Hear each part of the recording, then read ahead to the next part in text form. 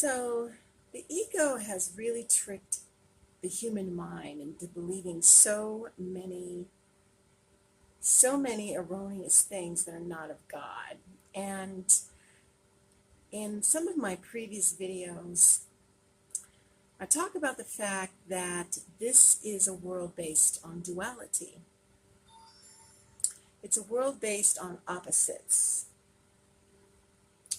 And pain and pleasure is one of the biggest ones that I can think of that has really seemed to mesmerize the human experience.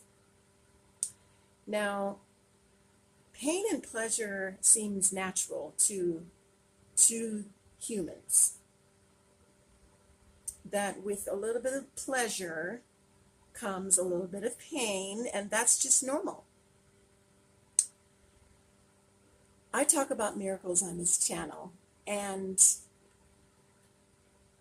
A Course in Miracles, which is a spiritual text that focuses on inner peace. One of the principles within that book just talks about the fact that God's love, God did not create a world based on opposites. And pain and pleasure is not of God. So the ego set up a giant trick to confuse the mind of the child of God, which is you and me, that pleasure and pain is normal. And the idea here is, on earth, is to minimize the pain and maximize the pleasure. That we base our entire lives on minimizing pain and maximizing pleasure.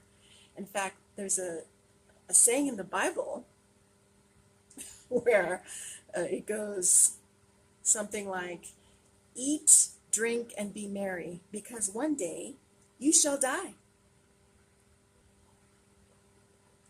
In other words, fill up your puny little life with as much pleasure as possible.